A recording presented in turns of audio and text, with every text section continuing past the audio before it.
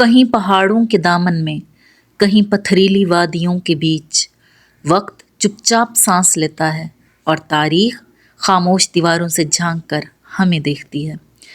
جی، یہ داستان ہے ایک ایسے گاؤں کی جسے وقت نے محفوظ رکھا اور لوگوں نے زندہ کیا۔ یہ ہے قریۃ الرجال، اسیر کا خزانہ، سعودی عرب کا جیتا جاگتا ورثہ۔ رجل الماء سعودی عرب کے جنوب مغربی صوبے اسیر کے شہر آبھا سے تقریباً 45 کلومیٹر کے فاصلے پر واقع ہے۔ یہ گاؤں ایک وقت میں تجارت، علم اور دفاع کا مرکز تھا۔ یہاں کے لوگ قبیلہ رجال بن عدی بن صدیق سے تعلق رکھتے ہیں اور یہ قبیلہ بنو ظالم کی شاخ میں شمار ہوتا تھا۔ گاؤں کا نام انہی رجال کی نسبت سے رکھا گیا، قریۃ الرجال، یعنی رجال کا گاؤں۔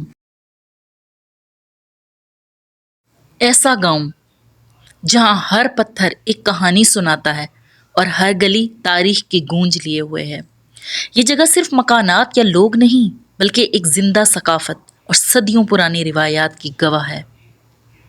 یہاں کے لوگ صبر، ہمت اور محبت کی مثال ہیں، اور ان کے ہاتھوں نے نہ صرف اپنے گھر بنائے بلکہ ایک ایسا تاریخی ورثہ بھی قائم کیا جو آج بھی زندہ ہے۔ یہاں کے قلعے اور واچ ٹاورز دشمن کی آنکھوں پر پہرا دیتے تھے اور اب ہمیں ماضی کی گہرائیوں میں لے جاتے ہیں۔ یہ گاؤں تقریباً 60 سے زائد قلعہ نما گھروں پر مشتمل ہے۔ ہر قلعہ 6 سے 8 منزلہ ہے اور اس کی بنیاد پتھر، مٹی، چونا اور لکڑی سے رکھی گئی۔ کھڑکیاں رنگین شیشوں سے مزین اور دروازے مقامی ہاتھوں سے تراشے گئے۔ ان راہداریوں سے گزرنا ایسا ہے جیسے وقت کے دریا میں اترنا ہو۔ ہر دیوار کے پیچھے کہانی ہے، ہر زینہ ایک نسل کی محنت کا گواہ۔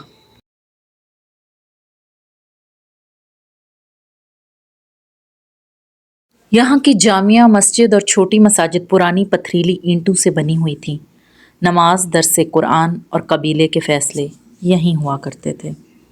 اب ہم چلتے ہیں گاؤں کی اس دلچسپ کہانی کی طرف جس کی وجہ سے یہ گاؤں تاریخ کی ایک زندہ مثال بن گیا۔ اگر اس گاؤں کو نیچے کھڑے ہو کر یا اس گاؤں کی کسی منزل پر اوپر کھڑے ہو کر دیکھا جائے تو یہ بخوبی بات سمجھ آتی ہے کہ یہ ایک گاؤں بلڈنگز کے اوپر بلڈنگز کھڑی ہونے والی عمارتوں کا مجموعہ نہیں، بلکہ اسے ایک ایسے محلے کی شکل دی گئی ہے جس کی 8ویں منزل پر کھڑے ہو کر 7ویں، 6ٹی، 5ویں کے صحن اور گلیاں اور راہداریاں بخوبی نظر آتی ہیں نیچے والے صحن تک۔ تو یہ ایک بہت خوبصورت امتزاج محسوس ہوتا ہے محلے کی آپس میں ایک دوسرے کی وابستگی اور دفاعی حساب سے۔ سن 1401 ہجری ایک جمعے کی نماز کے بعد گاؤں کے بزرگوں نے فیصلہ کیا، ہم اپنے آباء و اجداد کا ورثہ محفوظ کریں گے، تاریخ کو فنا نہیں ہونے دیں گے۔ حسن العلوان کے قصر کو میوزیم کا مرکز بنانے کا فیصلہ کیا گیا۔ گاؤں کے ہر گھر سے لوگ نوادرات، برتن، ہتھیار، قرآنی نسخے، رسم الخط کے نمونے لا کر میوزیم کو عطیہ کرنے لگے۔ تقریباً 2800 اشیاء جمع ہوئیں۔ محمد حسن غریب اور دیگر دیہاتیوں نے ذاتی خرچ پر مرمت کروائی۔ 1407 میں اس عجائب گھر کا افتتاح ہوا۔ یہ صرف ایک میوزیم نہیں تھا، ایک نسل کی قربانی کا ثبوت تھا۔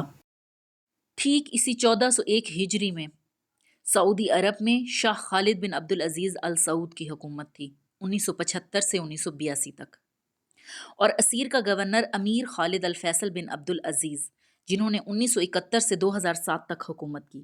یہ نہ صرف ایک شہزادے بلکہ شاعر اور اسکالر بھی تھے، اور اسیر کو ثقافتی ترقی دینے میں دلچسپی کی وجہ سے انہوں نے اہم کردار ادا کیا۔ شہزادہ خالد کے بعد شہزادہ سلطان بن سلمان سیاحت و ورثہ اتھارٹی اور موجودہ گورنر شہزادہ ترکی بن طلال نے بھی اس گاؤں کو یونیسکو ورلڈ ہیریٹیج لسٹ تک پہنچانے کی کوششیں کی۔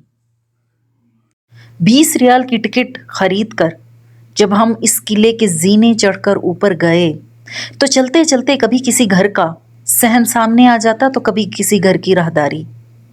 یہ گاؤں صرف خوبصورتی کا نہیں بلکہ ذہانت کا شاہکار ہے۔ بارش کا پانی مخصوص گول صحن کے ذریعے بہہ کر چھوٹے پتھریلی نالیوں سے باہر نکلتا ہے، جس سے گھروں کو نقصان نہیں ہوتا۔ ہر قلعے کے ساتھ کنواں یا پانی کا ذخیرہ موجود تھا۔ یہ ماحولیاتی ہم آہنگی کا نایاب نمونہ ہے۔ گاؤں میں کئی محلے تھے، جیسے محلہ العلوان، آل جابر، آل سیسبا، آل حکیم اور آل مسمار۔ ہر محلے کا قلعہ الگ، خاندان کی شناخت الگ، لیکن گاؤں ایک جسم، ایک دل، ایک روح۔ یہاں کے لوگ روایتی اسیری لباس، خود بنے ہوئے برتن اور مخصوص قبائلی موسیقی کے دلدادہ تھے۔ خواتین کے کپڑوں پر ہاتھ سے کڑھائی، اور ہر گھر میں ایک خزینہ ہوتا جو وراثت کے طور پر نسل در نسل منتقل ہوتا۔ یہ جیومیٹری کے ڈیزائن سے ملتا جلتا ایک فن، القط الاسیری کے نام سے خواتین اپنے گھروں کو اندر سے سجاتی اور رنگوں کے امتزاج کے ساتھ حسین بناتی۔ جی، اس قلعے اور پرانے گھروں کی پہلو سے گزرتی یہ راہداری جیسے وقت کی سانس لیتی ہے خاموش گزرگاہ ہو، اور کھلا آسمان، نیچے پتھریلا فرش، بائیں جانب قلعے کی اونچی دیوار جس کے ساتھ ساتھ یہ راستہ یوں چلتا ہے جیسے کسی داستان کے صفحے پلٹ رہے ہوں۔ دائیں جانب چھوٹی سی دیوار کے اس پار اس قلعے کی باقیات اور کچھ مختلف قصر اپنی عظمت کے ساتھ کھڑے ہیں۔ کہیں کہیں لکڑیوں کا چھت اب بھی باقی ہے، یہ چھوٹی چھوٹی گول گول لکڑیاں کچھ ٹوٹ چکی ہیں لیکن اپنا وجود نہیں چھوڑتی۔ یہ راہداری صرف گزرنے کا راستہ نہیں، یہ شلال تک پہنچنے کا ایک مکمل سفر ہے جو قلعے کی خاموشی سے نکل پانی کی روشنی تک لے جاتا ہے۔ کبھی اس گاؤں میں بارش برستی تھی تو اس گاؤں کے لوگوں کو بھی زندہ رکھتا تھا، اور یہاں کے زیروں، جانوروں اور درختوں کو بھی۔ یہ جو اونچے آپ ستون دیکھ رہے ہیں، یہ شلال کے دربان تھے۔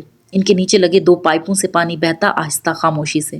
پانی سب سے پہلے نیچے ایک چھوٹے حوض میں گرتا تھا اور تھوڑی دیر رک کر تاکہ اس کے بہاؤ کو کنٹرول کر سکے، اس کے بعد پھر آگے بڑھتا، اور پھر یہ پانی چلتا، ڈھلوان پر بنے ہوئے چھوٹے چھوٹے خانوں سے گزرتا، جیسے ہر باکس میں کچھ دیر کے لیے اپنے بہاؤ کو کنٹرول کرتا۔ یہ کوئی عام نالی نہ تھی، یہ گاؤں کی بحالی تھی۔ آخر کار یہ نالی صحن تک جا پہنچتی، جہاں بچے کھیلتے، عورتیں برتن دھوتی، بزرگ سائے میں بیٹھ کر پانی کو تکتے۔ یہ شلال صرف پانی کا راستہ نہیں تھا، یہ ایک جیتا جاگتا نظام تھا جو اس گاؤں کو زندہ رکھتا تھا۔ یہ نالیاں جو دائیں طرف نظر آ رہی ہیں، یہ باریک نالیاں غالباً گھروں کی طرف بنے حوض میں جمع ہو جاتی تاکہ روزمرہ کے استعمال میں پانی کے لیے آسانی ہو سکے۔ بہت ہی بہترین نظام کے ساتھ یہ گاؤں کا پانی کا سسٹم بنا ہوا تھا۔ تاریخ مٹی میں دفن نہیں ہوتی اگر کوئی نسل اسے سینے سے لگا لے۔ قریۃ الرجال ایک گاؤں نہیں بلکہ ایک پیغام ہے۔ ہم اس قلعے سے واپس تو جا رہے مگر دل میں ایک عہد لے کر کہ ہم بھی اپنی تاریخ کو فراموش نہ ہونے دیں۔ پاکستان میں بھی ایسے بہت سارے ثقافتی ورثے موجود ہیں جنہیں توجہ کی ضرورت ہے۔ یا اللہ ہمیں بھی اپنے ماضی کو سیکھنے اور مستقبل کو محفوظ بنانے کی توفیق عطا فرما۔